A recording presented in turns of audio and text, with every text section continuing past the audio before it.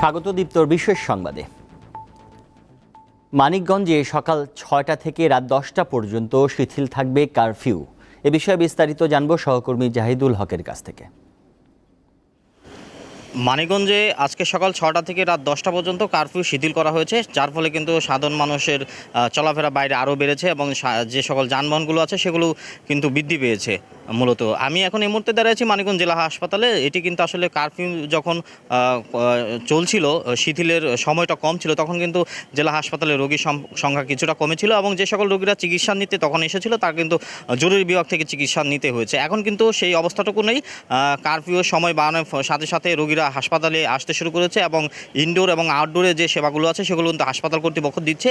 এখানে মূলত স্বাভাবিক সময়ে গড়ে ৬০০ থেকে ৭০০ রোগী মূলত আউটডোরে সেবা নিয়ে থাকে, কিন্তু কারফিউর সময় যখন সময় কম ছিল তখন কিন্তু রোগীর সংখ্যা কমেছিল। এখন হাসপাতাল কর্তৃপক্ষ যেমনটি বলছে রোগীর সংখ্যা বাড়তে শুরু করেছে এবং ভর্তি রোগী যারা আছেন তাদেরকে কিন্তু সেবা দিতে পারছেন এবং সার্বিক ব্যবস্থা যেটি আছে সেটি কিন্তু স্বাভাবিক রয়েছে হাসপাতালে। এবং আরেকটি খবর যদি জানিয়ে রাখি যে মানিকগঞ্জে কিন্তু আইনশৃঙ্খলা বাহিনী যারা আছেন তারা কিন্তু মাঠ পর্যায়ে কাজ করছেন, সেই সাথে কিন্তু সেনাবাহিনীর যে টহল টিম আছে তারা কিন্তু তাদের যে নিয়মিত দায়িত্ব সেগুলো কিন্তু পালন করছেন। এই ছিল আসলে আমার কাছ থেকে মানিকগঞ্জের সবশেষ কারফিউর খবর। সাম্প্রতিক সহিংসতার পর কর্মচাঞ্চল্য ফিরছে নওগাঁর জনজীবনে। আজ সেখানে কারফিউ শিথিল সকাল ৬টা থেকে রাত ৯টা পর্যন্ত। বিস্তারিত জানব সহকর্মী আব্দুর রৌফের কাছে।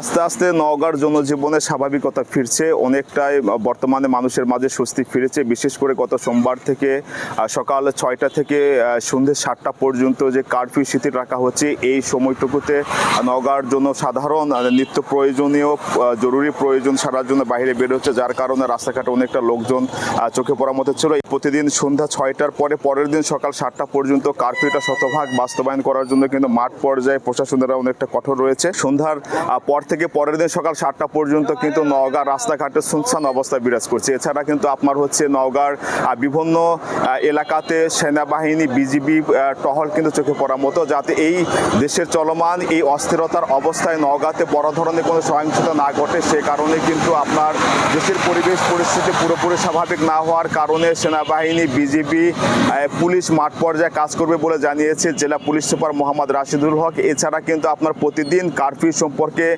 নওগাঁর সাধারণ মানুষদের সচেতন করার জন্য জেলা প্রশাসনের উদ্যোগে এবং জেলা তথ্য অফিসের পক্ষ থেকে কিন্তু প্রচার মাইকের মাধ্যমে প্রচার করা হচ্ছে এবং দেশের পরিবেশ পরিস্থিতি পুরোপুরি স্বাভাবিক না হওয়া পর্যন্ত এবং সরকারের কাছ থেকে পরবর্তী নির্দেশনা না আসা পর্যন্ত নওগাঁতে এভাবে কারফিউ বলবৎ থাকবে বলে জানিয়েছে জেলা প্রশাসক মোহাম্মদ গোলাম মওলা।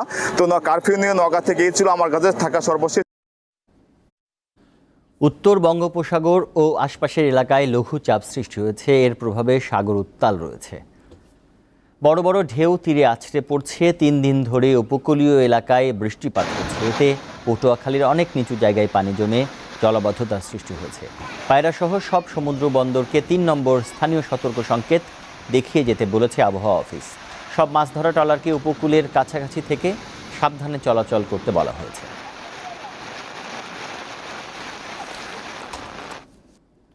ইসরায়েলি বাহিনীর টানা বোমা হামলায় ফিলিস্তিনের খান ইউনিস শহর থেকে 4 দিনে প্রায় 2 লাখ মানুষ বাস্তুচ্যুত হয়েছে।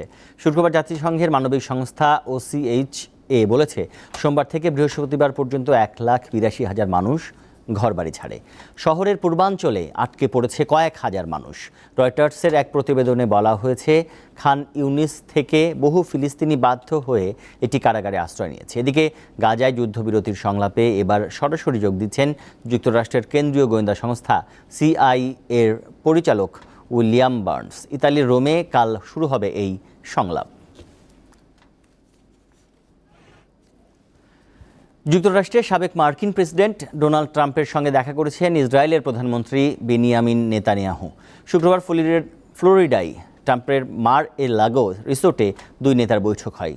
মার্কিন সংবাদ মাধ্যম CNN এক প্রতিবেদনে জানায়, মার্কিন প্রেসিডেন্ট জো বাইডেন ও ভাইস প্রেসিডেন্ট কামলা হ্যারিসের সঙ্গে আলাদা বৈঠকের পর সাবেক প্রেসিডেন্ট ডোনাল্ড ট্রাম্পের সঙ্গে বৈঠকে বসেন নেতানিয়াহু। বিশ্লেষকদের মতে, ট্রাম্প যুক্তরাষ্ট্রের প্রেসিডেন্ট হিসেবে নির্বাচিত হলে গাজায় চলমান যুদ্ধ নিয়ে মনোভাব ও নীতি কেমন হয় সেটি নিশ্চিত হতে চাইছেন তিনি। সস্ত্রীক নেতানিয়াহুকে স্বাগত জানিয়ে ট্রাম্প বলেন, নেতানিয়াহুর সঙ্গে তার কোনো বিরোধ নেই। এদিকে নির্বাচনী প্রচারণায় হত্যা চেষ্টার ঘটনায় সাবেক মার্কিন প্রেসিডেন্ট ডোনাল্ড ট্রাম্পকে জিজ্ঞাসাবাদ করবে ফেডারেল ব্যুরো ইনভেস্টিগেশন।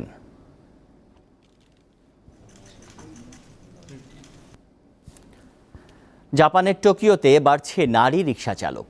এই সংখ্যা এখন 100 ছাড়িয়েছে, যা মোট রিকশা চালকের শতকরা 30%। দক্ষ একজন চালক প্রতি মাসে গড়ে $6,500 বেশি আয় করেন, যা জাতীয় পর্যায়ের মাসিক মজুরির 3 গুণ। রিকশা চালানো যে শুধু পুরুষের কাজ নয়, সেটাই সবার সামনে তুলে ধরেছেন জাপানের এই তরুণী। 22 বছর বয়সী মিসাতো অতোশি প্রচলিত প্রথার দেয়াল ভেঙে গ্রীষ্মের মধ্যে পর্যটকদের নিয়ে ঘুরে বেড়ান তিনি। প্রতিদিন রাজধানী টোকিওর বিভিন্ন পর্যটন কেন্দ্রে যান মিসাতো। গতানুগতিক প্যাডেল রিকশার চেয়ে খানিকটা ভিন্ন এই রিকশা। টেনে টেনে চালানোই এর বৈশিষ্ট্য। কয়েকটি কোম্পানি চালকদের কয়েক মাসের প্রশিক্ষণ দেওয়ার পর নিয়োগ দেয়। শুরুতে আমি ভেবেছিলাম খুব কঠিন কাজ, কিন্তু এটা আসলে কৌশলের ব্যাপার। আমি এখন খুব সহজেই 250 কেজি টেনে নিতে পারি। 4 মাস প্রশিক্ষণ নিয়েছি। টোকিওর এসব রিকশা চালকের প্রতিদিন গড়ে 20 কিলোমিটারের বেশি হাঁটতে হয়, তাই থাকতে হয় শারীরিকভাবে দৃঢ়। গত 2 বছর বেশ আনন্দের সঙ্গেই আমি রিকশা চালাই। মানুষ মনে করে এটা শুধুমাত্র ছেলেদের কাজ, তবে আমি মনে করি পেশার ক্ষেত্রে নারী আর পুরুষ বলতে কিছু নেই। আমি আনন্দের সঙ্গে কাজটি করি।